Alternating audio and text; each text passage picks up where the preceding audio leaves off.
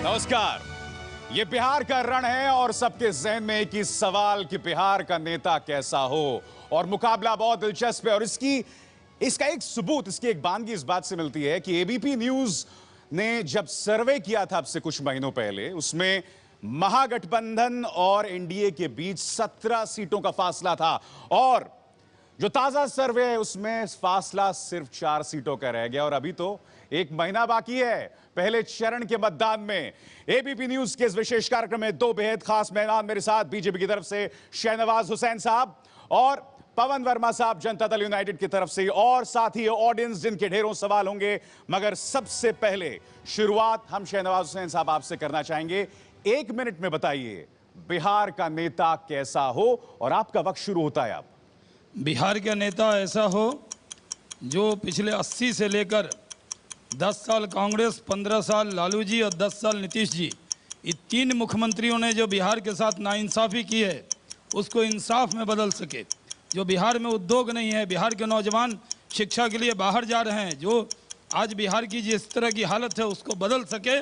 और ये नेता सिर्फ भारतीय जनता पार्टी उसके गठबंधन से होगा और ऐसा नेता हो जो जनता से किया हुआ वादा तोड़े नहीं, धोखा नहीं दे, जिस गठबंधन से जीते उसी गठबंधन के साथ रहे, उस गठबंधन को छोड़ कर न जाए, जनता ने जो उसको समर्थन दिया उसी समर्थन के साथ खड़ा रहे और बिहार की उम्मीदों पर, नौजवानों की उम्मीद पर खड़ा उतरे। बहुत बहुत शुक्रिया, आपने 1 मिनट से पहले अपनी बात पूरी की। और अब पवन वर्मा साहब आपकी बारी है। ये बताइए 1 मिनट में बिहार का नेता कैसा हो और आपका वक्त शुरू होता है अब। बिहार का नेता सबसे पहले बिहार से होना चाहिए। गुजरात का कोई नेता बिहार का अतिरिक्त प्रभार नहीं संभाल सकता है। वो नेता ऐसा हो जिसको लोग पहचानते हों, हवाबाजी ना हो कि कौन बनेगा, दर्जनों उम्मीदवार एक ही मुख्यमंत्री की कुर्सी के लिए। दूसरी चीज, सुशासन, गुड गवर्नेंस, प्रशासनिक क्षमता, जो कहा वो करके दिखाया, जो कह रहे हैं करेंगे वो करेंगे, वो जुमलेवार ना हो। बिहार अब जुमलों से तंग आ चुकी है, 16 महीनों में हमने देख लिया है। साथ ही वो ऐसा नेता हो जो कि सामाजिक न्याय में विश्वास रखे। इकोनॉमिक डेवलपमेंट का मायने ये नहीं है कि कुछ लोग और अमीर हो जाएं, बाकी लोग छूट जाएं। वादों से नहीं, काम करके दिखाओ। बिहार के युवाओं को लिए 4 लाख का क्रेडिट कार्ड उन्होंने कहा है, 1000 का भत्ता, जो कहते हैं वो करके दिखाएंगे। और ये सब कुछ वो नेता सामाजिक और धार्मिक सौहार्द के माहौल में करे। हम भाईचारे में यकीन करते हैं, हम धार्मिक ध्रुवीकरण में विश्वास नहीं करते। ऐसा नेता बिहार को चाहिए। और अब आइए हम रुक करते हैं अपने कार्यक्रम के पहले विषय का, और वो विषय है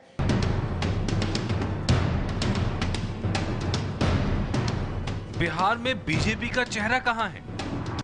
भारतीय जनता पार्टी की तरफ से अभी चुनाव होना है, वहाँ उनकी तरफ से तो किसी को सामने लाया नहीं गया है कौन बीजेपी को लीड कर रहा है, या बीजेपी के नेतृत्व में जो उनका गठबंधन है उसका कौन नेता है वो तो रख नहीं रहे सामने।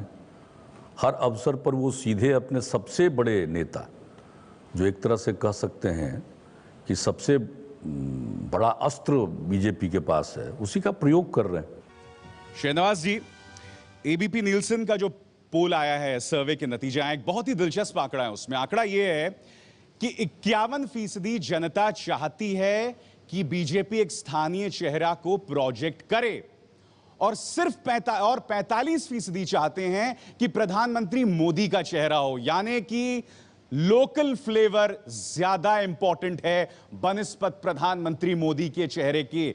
आप इस बात को क्यों नहीं मान रहे? ये अब जदयू के दुष्प्रचार के शिकार एबीपी न्यूज क्यों हो रहा है? सबको मालूम है कि बिहार का मुख्यमंत्री बिहारी होगा। ये जो दुष्प्रचार और जुमलेबाजी कर रहे हैं, कह रहे हैं कि बिहार का अतिरिक्त प्रभार नरेंद्र मोदी नहीं संभालेंगे, ये सही है, अतिरिक्त प्रभार नहीं संभालेंगे।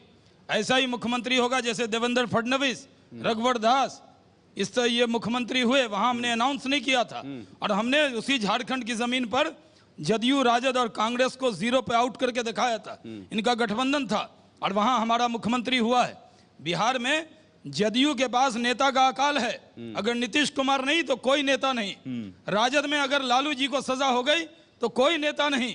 लेकिन भारतीय जनता पार्टी के पास गैलेक्सी ऑफ लीडरशिप है, एक से एक नेता हैं जो इनके वो नेता सब के सही सामने है, वो खड़े सब सही होकर है शहनवाज चुनौती जी। दे सकते हैं। नहीं बिल्कुल शहनवाज जी, मगर मुद्दा ये है कि जब आपका मुकाबला एक बहुत ही प्रोएक्टिव स्थानीय नेता से होता है, वो तो आप मसलन बता रहे हैं दिल्ली ना, में जैसे हुआ था, प्रोएक्टिव। तो और सुनिए ना, ये सुनिए, तो आपकी राय जब है ना। प्रोएक्टिव नेता से होता है तो आपको नुकसान होता है, जैसे दिल्ली में हुआ था। और हमारे पोल में एक और विषय सामने आया है कि कुछ महीनों पहले प्रधानमंत्री मोदी ज्यादा लोकप्रिय थे नीतीश जी से, अब नीतीश कुमार ज्यादा लोकप्रिय हो गए आप प्रधानमंत्री दिल्ली की मोदी से। मिसाल देते हैं, अभी जो दिल्ली यूनिवर्सिटी का चुनाव हुआ है जिसमें केजरीवाल और कांग्रेस हारी है, वही मिसाल दे रहे हैं। क्या मिसाल दे रहे हैं दिल्ली का?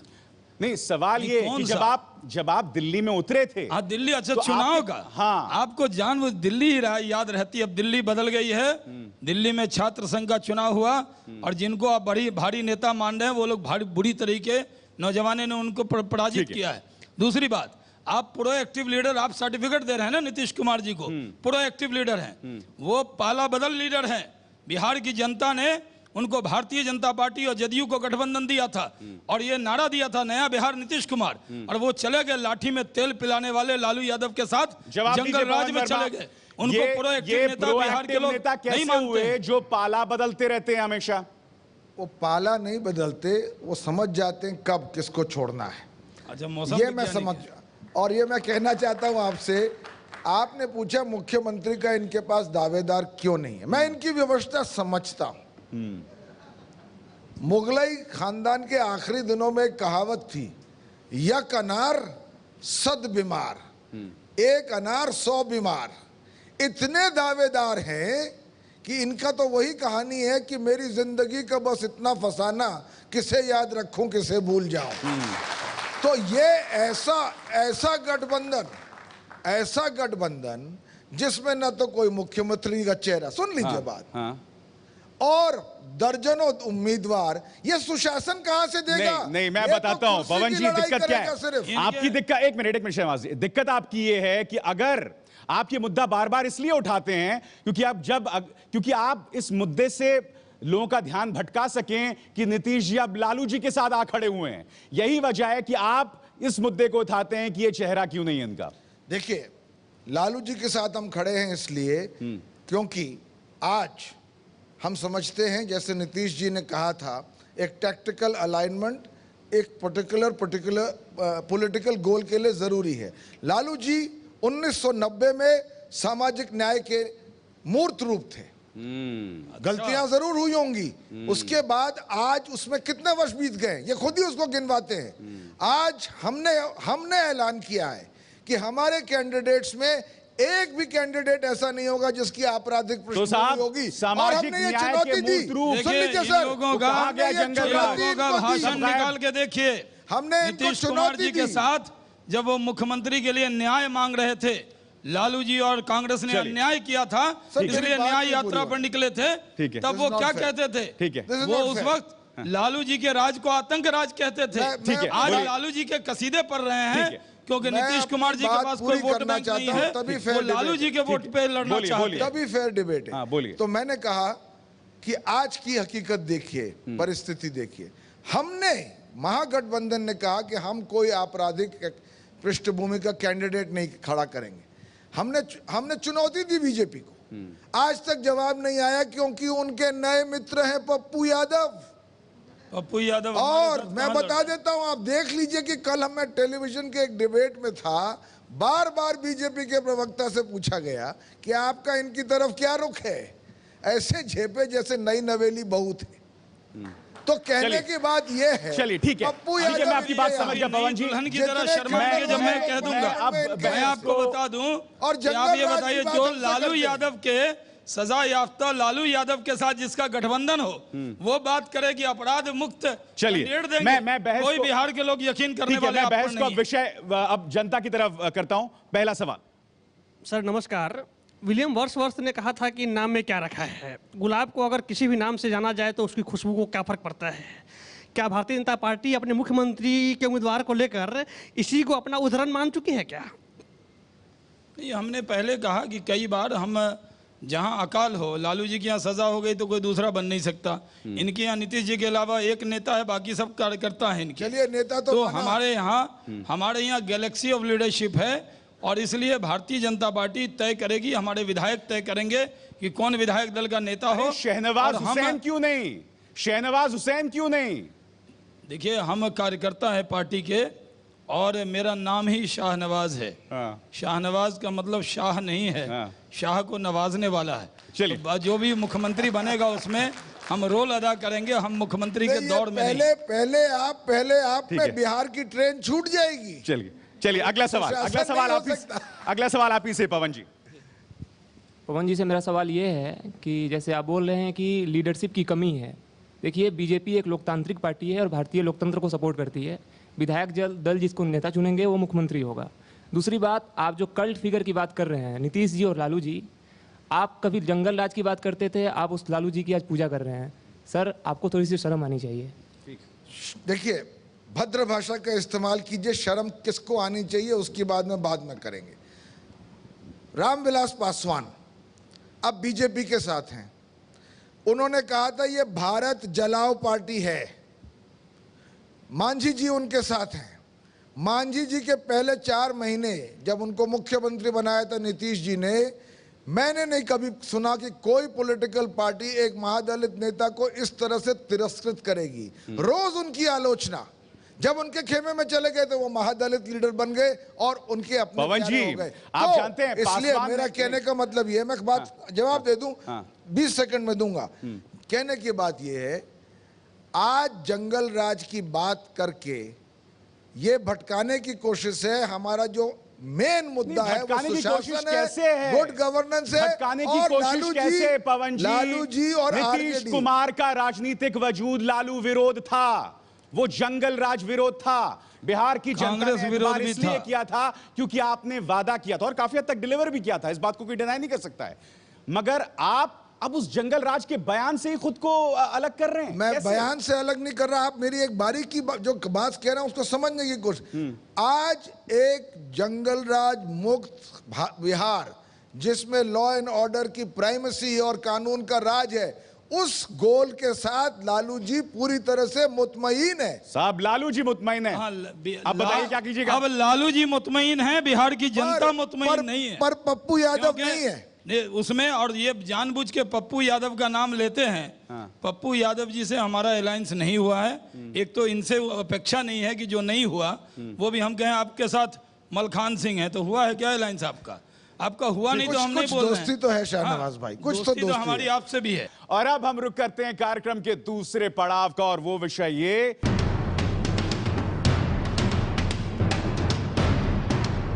बिहार के चुनाव में क्या सिर्फ मोदी ही मुद्दा है? ये जो लोग आए हैं मोदी को बताने आए हैं कि हमको बोलते हो जंगली हैं, हम लोगों ने दिया गरीबों को आवाज, तो तुम बोलते हो जंगल राज। मतलब पवन जी, इतनी नकारात्मक सोच हो गई है नीतीश जी की कि विकास तो पता नहीं कहां गुम हो गया। पहले मंडल 2 के तहत दबे और अब मोदी राग के तले। तो इतना फोकस क्यों मोदी के ऊपर? देखिए, मैं आपको स्पष्ट करना चाहता हूं कि क्योंकि नरेंद्र मोदी एक ही चेहरा है। आप पटना में जाइए तो अमित शाह और नरेंद्र मोदी के पोस्टर्स लगे हैं, कोई बिहार से है ही नहीं। वही आते हैं, वही भाषा इस तरह के इस्तेमाल करते हैं, चाहे वो डीएनए की हो, चाहे बीमारू की हो, चाहे बिहार को ऑक्शन करने की बात, ललकारने की बात करते हैं। खैर, इसलिए उन पर अटैक होता है। पर हमारा मुद्दा नरेंद्र मोदी है ही नहीं। हमारा मुद्दा है बिहार का विकास।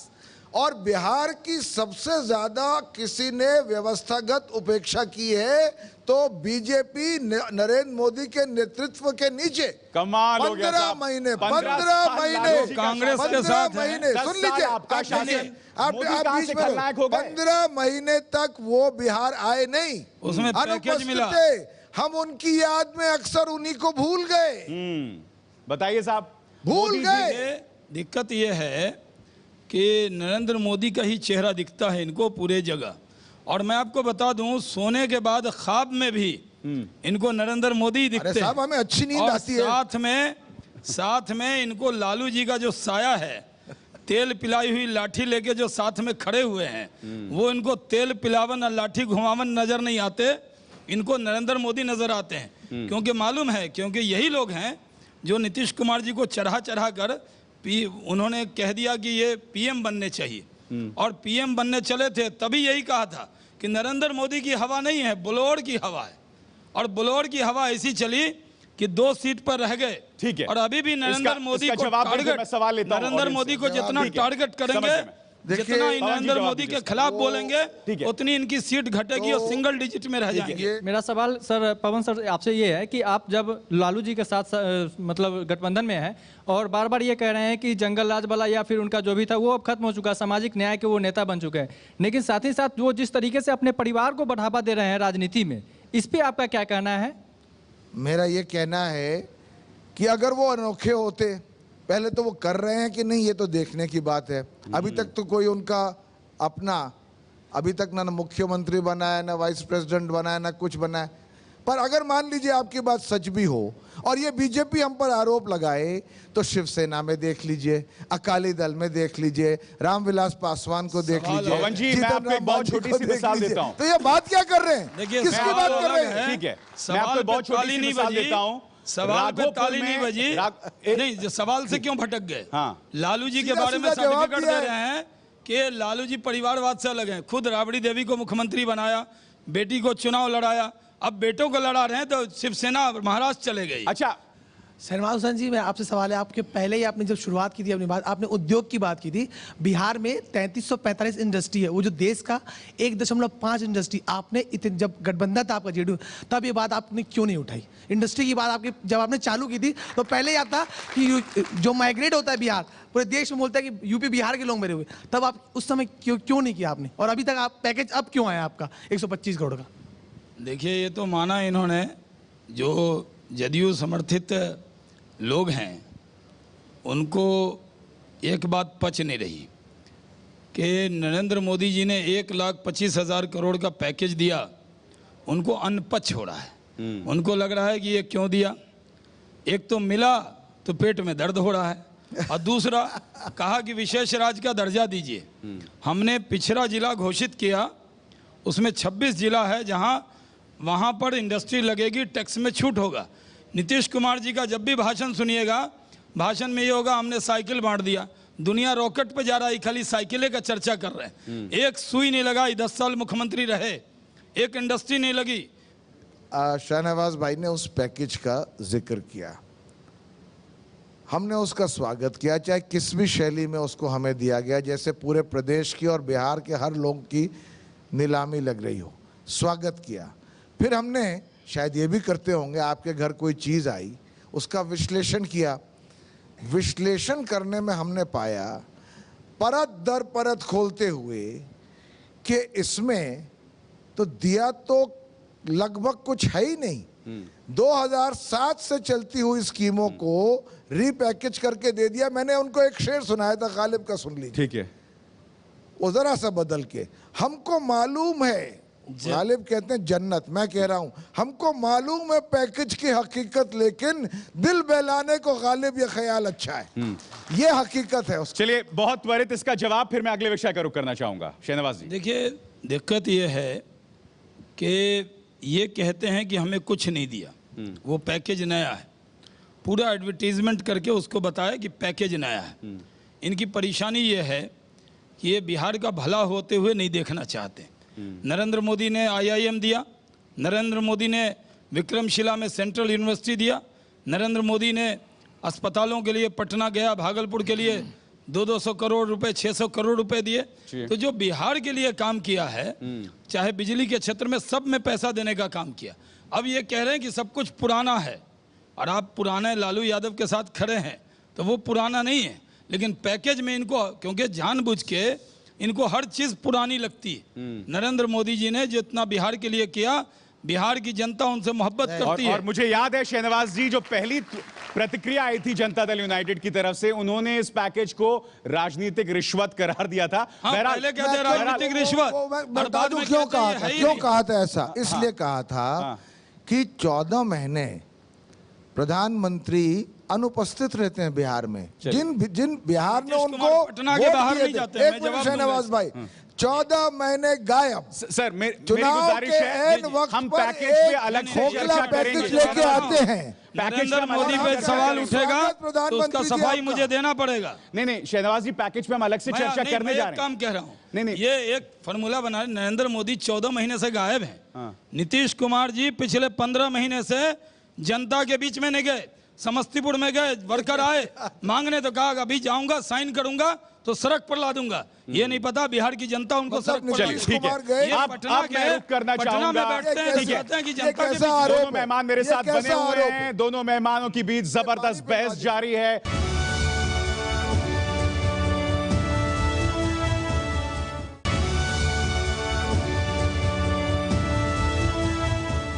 अब हम रुक करना चाहेंगे अपने अगले विषय का, और ये विषय जो है ये दोनों ही लोगों की दुखती रग पर हाथ रखता है एक तरह से कि गठबंधन के अंदर अंतर्कलह है, किसे लीड डूबेगी।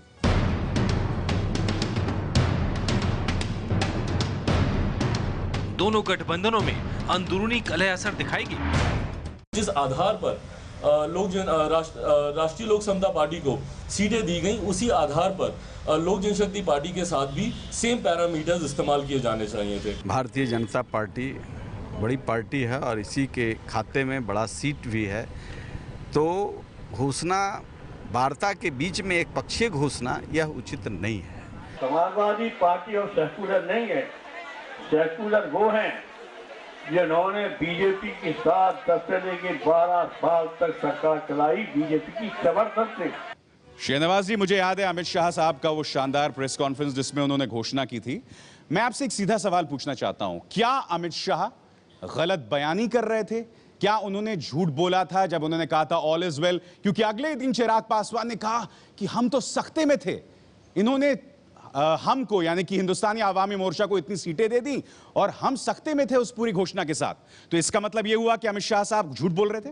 एक तो झूठ पार्लियामेंट्री वर्ड नहीं है, और एबीपी चैनल पर अमित शाह जी का जो इल्जाम चिराग पासवान ने नहीं कहा वो एबीपी न्यूज नहीं लगा सकता। नहीं मगर कॉमन सेंस, नहीं, मैं वही कह कॉमन सेंस है ये। अमित शाह से आप नाराज हो सकते हैं, लेकिन इतना कठोर आपको अमित शाह जी के लिए नहीं होना चाहिए।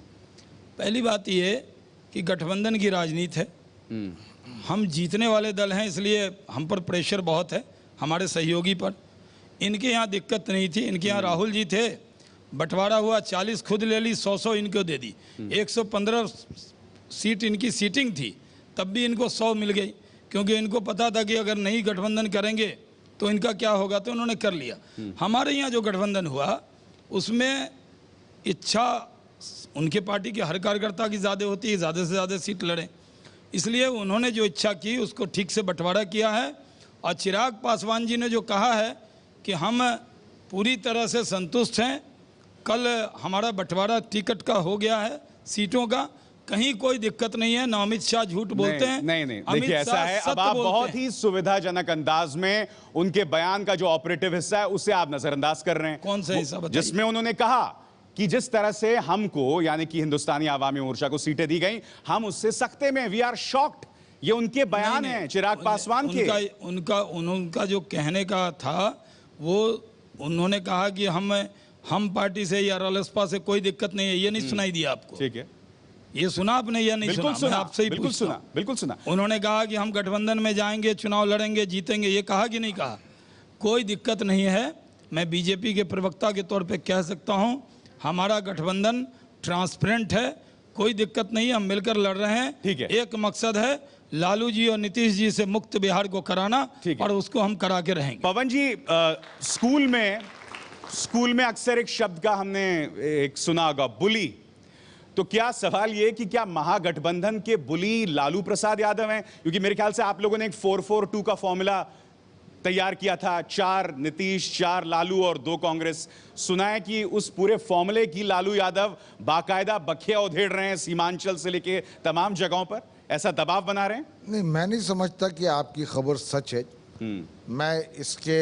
मैं डायरेक्टली इन्वॉल्व तो नहीं हूं, पर जो खबर मुझे है कि एक बड़े सकारात्मक तरीके से महागठबंधन में कौन किस सीट पे लड़ेगा इस पर बातचीत चल रही है। अब हम अपने सकारात्मक ढंग से सीटों का काम कर लेंगे। शाहनवाज भाई घबराए नहीं, पर उनके गठबंधन में मेरी छोटी सी टिप्पणी एक सुन लीजिए 30 सेकंड में। बहुत बेआबरू होकर तेरे कूचे से हम निकले, ये हकीकत है।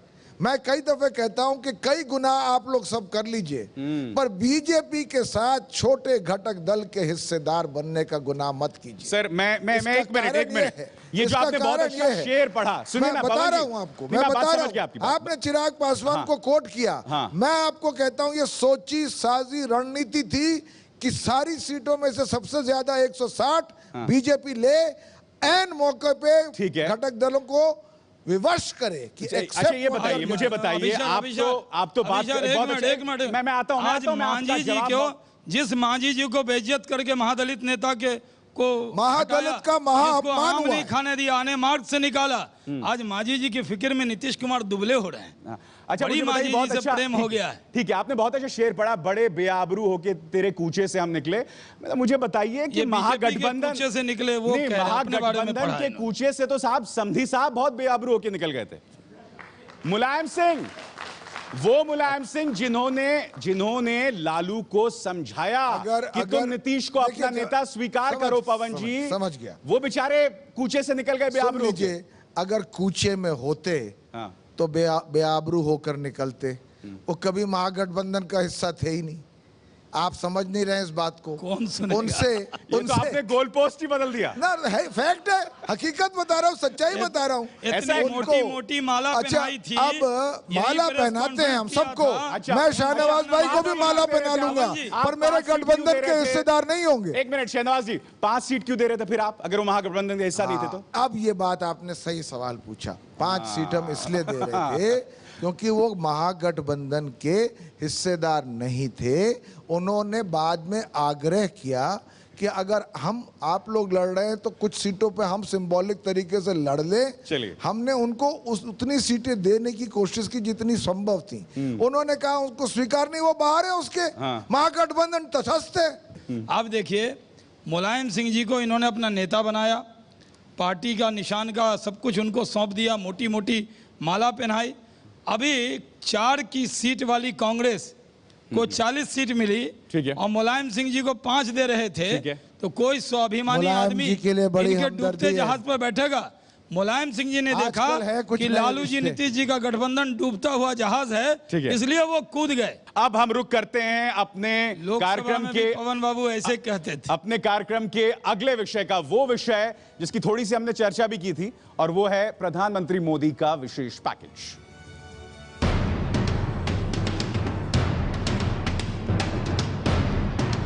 मोदी के स्पेशल पैकेज का कितना असर? दिल्ली सरकार 1.25 लाख करोड़ रुपए का पैकेज देगी। 1.25 लाख करोड़ रुपया बिहार का भाग्य बदलने के लिए 1.25 लाख करोड़ रुपया मेरे भाइयों। 20-20 सेकंड में आप दोनों का भी रिएक्शन चाहूंगा। एबीपी न्यूज नीलसन का जो सर्वे था उसमें हमने एक सवाल पूछा था कि प्रधानमंत्री मोदी ने जो घोषणा की और उसके काउंटर घोषणा जो नीतीश कुमार ने की, उनका अपना जो पैकेज, जो तमाम चीजें, और ये पूछा कि गुमराह कौन कर रहा है। और आंकड़ा बहुत दिलचस्प था शाहनवाज जी और पवन जी, 40-40%, यानी कि बराबर है, दोनों की विश्वसनीयता इस चीज को लेकर बराबर है कि कौन किसे गुमराह कर रहा है। शाहनवाज जी, पहला रिएक्शन आपका। पैकेज हमने दिया तो हम क्यों गुमराह ये कर रहे हैं? पैकेज हमारा है, तो 40% जो लोग कह रहे हैं गुमराह करने का कौन काम है? हमने तो पैकेज दिया, हम बिहार की जनता को 1,25,000 करोड़ का पैकेज दिया। ये कह रहे हैं, गुमराह करके कह रहे हैं ये पुराना है।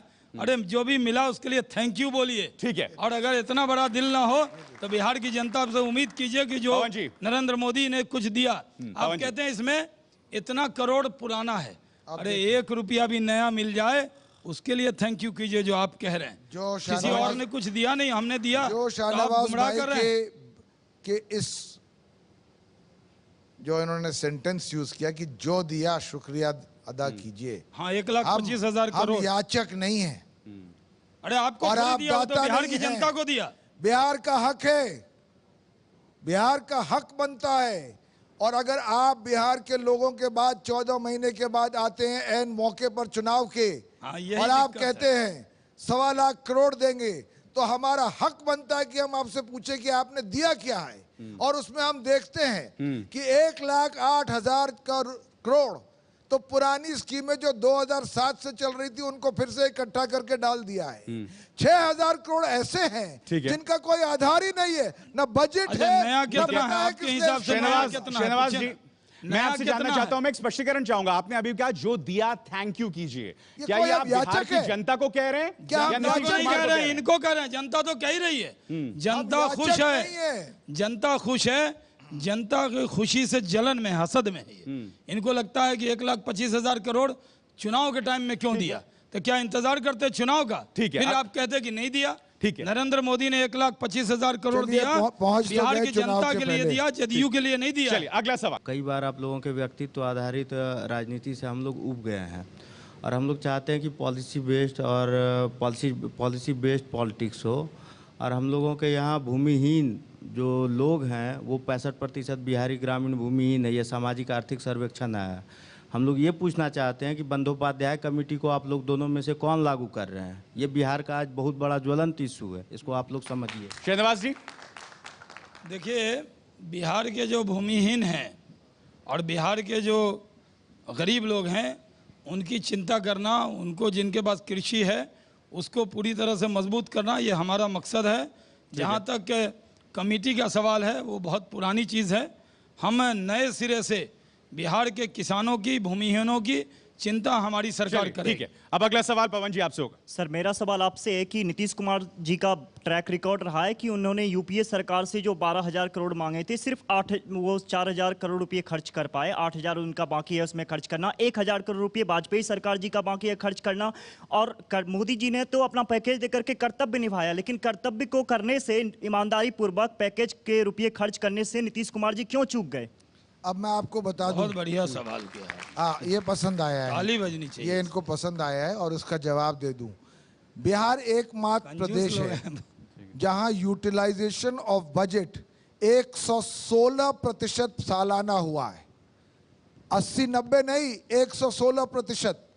जो रुपया आया है उसका इस्तेमाल हुआ है। अगर नहीं हुआ है तो वो इसलिए है क्योंकि वो केंद्र की स्कीम है और वहां से पैसा नहीं आया है। आप जब तक समझेंगे नहीं इस बात को, आप इनके दुष्प्रचार में आ जाएंगे। दूसरी बात आपने पैकेज के लिए कहा। पैकेज अगर प्रधानमंत्री 1.25 करोड़ के बजाय 2.5 लाख करोड़ बोल देते, ठीक है, तो हमारे हक नहीं बनता कि हम पूछे दिया क्या आपने। हम घुटनों पे आ जाते कि आपने 2.5 लाख करोड़, इतना आप यहाँ तक आप गिन सकते हैं। ठीक है, शहनवाज, एक सवाल का जवाब लेके गए थे कांग्रेस के दफ्तर तक नीतीश कुमार जी, मिला क्या था? अच्छा, 12,000 करोड़, और यहाँ 1,25,000 करोड़ में कह रहे हैं घुटनों में आ जाते। अरे बिहार की जनता गर्व से नरेंद्र मोदी को थैंक यू कहती है। आपका ये बताइए, जो अंदाज़े बयान से कोई बड़ा नहीं होता। शहनवाज जी, जो अंदाज़े बयान था प्रधानमंत्री मोदी का, जो अंदाज़े बयान था, जिसको जेडीयू और लालू प्रसाद यादव मुद्दा भी बनाते रहते हैं कि जो एक ऑक्शनिंग वाला अंदाज था, क्या ये सही था? क्या ये बेहतर हो सकता था? देखिए, ये समझते हैं हम क्या करें, हम जो भी कहेंगे वो इनको पसंद आएगा। हम इनको जो पसंद हो वही बात करेंगे, वो तो हम नहीं कर सकते। इनको नरेंद्र मोदी का चेहरा देख के निगेटिव सोच आ जाती है इनके मन में। इनको डर लगता है कि कहाँ चले थे प्रधानमंत्री बनने नीतीश कुमार जी, 2 सीट आया तो लगता है ये फिर सिंगल डिजिट पे ले जाएगा। इसलिए सुबह से शाम तक इनका एक ही काम है, मोदी मोदी मोदी। मोदी जितनी बार बोलते हैं उतने बार भगवान का नाम नहीं लेते ये लोग।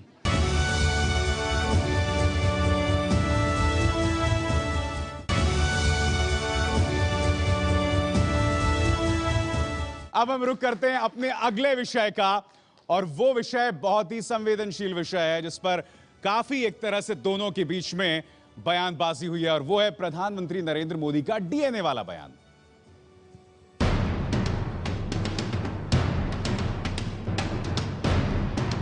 मोदी के डीएनए वाला बयान बिहार का अपमान है। एक चाय वाले के बेटे की थाली खींच ले, गरीब के बेटे की थाली खींच ले, लेकिन एक महादलित की तो सारी की सारी पूंजी सारा पुण्य खींच करके ले लिया, भाइयों बहनों, तब मुझे लगा कि शायद डीएनए में ही कोई गड़बड़ है। मुझे पवन जी आप समझाइए, अपमान कैसे हो सकता है? उन्होंने सीधे तौर पर नीतीश जी का नाम लिया। अब ये तो वही बात हो गई ना, Indira is India, India is Indira. हाँ, और एक और सबूत मैं आपको बताता हूं, नीतीश के बारे में टिप्पणी थी। अब कल ही उन्होंने एक इंटरव्यू में कहा है कि अगर मैं हार गया तो इससे मेरा नुकसान नहीं है, बिहार हार जाएगा। यानी कि क्या नीतीश साहब को यह मुगालता होने लगा है कि मैं ही बिहार हूं?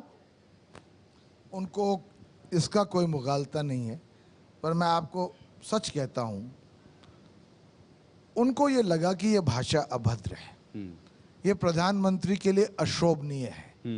एक सार्वजनिक मंच पर आकर कहना कि उस प्रदेश के मुख्यमंत्री का डीएनए खराब है।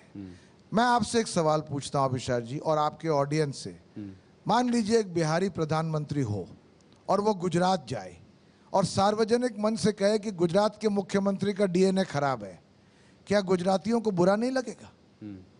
यह स्वाभिमान की बात है, यह भाषा के प्रयोग की बात है। ये चीजें जो हैं प्रधानमंत्री को शोभा नहीं देती हैं, और इसलिए हमने उनसे कहा, प्रधानमंत्री जी, नीतीश कुमार बिहार के जमीन के उपज हैं, एक स्वतंत्रता सेनानी के बेटे हैं, उनका डीएनए ठीक है, शक हो तो जांच करा लीजिए। बिहारियों की पहचान है, बिहारी दगाबाज और धोखेबाज नहीं होते। आज नीतीश कुमार जी ने पहले लालू जी को धोखा दिया, फिर जॉर्ज फर्नांडिस को दिया, दिग्विजय सिंह को दिया। जिस भारतीय जनता पार्टी ने जब वो 34 जीते थे, 34 जीते थे, हम 67 जीते थे, मुख्यमंत्री बनाया, रेल मंत्री बनाया, उनको उसको भी धोखा दिया और फिर लालू जी के साथ चले गए। ठीक है। तो नरेंद्र भाई ने ये सवाल उठाया था, ठीक है, कि ये कैसे नेता हैं, इनका राजनीतिक डीएनए कैसा है? ठीक है, यानी कि बात सिर्फ एक व्यक्ति विशेष की हुई थी, इसलिए वो बिहार से अलग है। बिहार पे उसे ला दिया। बिहारी पर अगला आप सवाल एहसान करेंगे, बिहार का आदमी कभी धोखा नहीं देता। ठीक है, अगला सवाल। लेकिन इन्होंने अपने ऊपर ले लिया। अब हम रुक करते हैं हमारे अगले और आखिरी विषय का, और वो एक फैक्टर, इसे कहते हैं असदुद्दीन ओवैसी फैक्टर। सवाल ये कि क्या वो असर डालेगा इन चुनावों पे?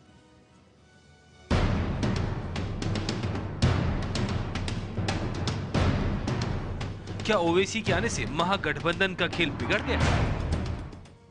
ओवैसी के पिताजी के साथ हम थे 3 टर्म पार्लियामेंट में, एक साथ बहस करते थे, एक साथ खड़ा होते थे। ये भी हम एक साथ खड़ा होते थे, बहस करते थे, भिड़ते थे भाजपा के खिलाफ। तो अब भाजपा के खिलाफ भिड़ने वाले लोग आकर के ऐसा कोई काम थोड़े करेंगे जिससे वोटों का विभाजन हो जाए या भाजपा का फायदा हो जाए।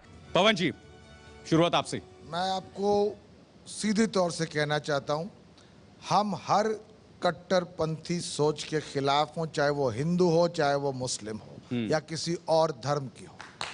हमारा एक मुद्दा है विकास और पूरे बिहार का, उसमें हम उसमें हम धर्म नहीं देख रहे हैं, हिंदू, मुसलमान, सिख, ईसाई। ओवैसी जी, ये लोकतंत्र है। ठीक है। ओवैसी जी अगर आए हैं और किसके कहने पर आए, इस पर आप खुद सोच लीजिए। अगर आए हैं तो ये उनका अधिकार है, पर हमारा उनके साथ कोई रिश्ता नहीं है, क्योंकि हम कट्टरपंथी सोच के खिलाफ हैं। हम भाईचारा और सौहार्द में विश्वास रखते हैं। वो एक विज्ञापन है, शहनवाज जी, मन में लड्डू फूटा क्या? मुझे याद है, वो निर्मला सीतारमण जी से पूछा गया था एक कार्यक्रम में, तो उन्होंने कहा था, और उनके शब्द है कि ओवैसी के आने से बीजेपी को फायदा होगा। ये बीजेपी के नेता कहना है, तो क्या इसके पीछे एक सोच है? वो नहीं था, निर्मला जी बहुत सोच के बोलती हैं। बात यह है, ओवैसी और इनकी सोच में क्या अंतर है? ये लोग भी मुसलमानों को डेवलपमेंट के मुद्दे पर नहीं, सिर्फ बीजेपी से डरा कर वोट लेते हैं। लालू जी यही कहते हैं, मुसलमानों बीजेपी के पास मत जाना, ये आएंगे तो खा जाएंगे। प्रचार किया नरेंद्र मोदी आएंगे तो मुसलमानों का क्या होगा। आज नरेंद्र मोदी आ गए, सबका साथ सबका विकास का नारा देकर चल रहे हैं। ओवैसी के आने से ये जो मुसलमानों को सिर्फ बीजेपी के नाम से डराते थे, उनकी तरक्की नहीं हुई। आज बिहार के मुसलमान गरीब हैं, पिछड़े हैं, बेरोजगार हैं, और नीतीश कुमार जी ने तो बांटने की राजनीति ऐसी की कि मुसलमानों को भी जात पात में टुकड़े टुकड़े में बांट दिया इन्होंने, उसको भी कमजोर कर दिया। इसलिए ओवैसी आए हैं तो वो इनके वोट में लड़ाई कर रहे हैं। ये एक ही प्लैंक के लोग हैं, जो भाषा लालू जी बोलते हैं, जो नीतीश जी बोलते हैं, वही ओवैसी साहब बोलते हैं। चलिए, अब वो भी बीजेपी से डराते हैं, ये भी बीजेपी से डराते हैं। इसलिए इनकी दिक्कत है। ठीक है, इनके सारे प्रवक्ता मिलकर ओवैसी के खिलाफ बयान दे रहे हैं। ठीक है, तो आप देख सकते हैं कि बिहार का सियासी पारा लगातार गरमा रहा है और आने वाले दिनों में एबीपी न्यूज इस सियासत से जुड़ी हर बारीकी को आपके सामने पेश करेगी। बिहार का नेता कैसा हो, यह बहस लगातार जारी रहेगी। एबीपी न्यूज पर खबरों का सिलसिला जारी है। नमस्कार।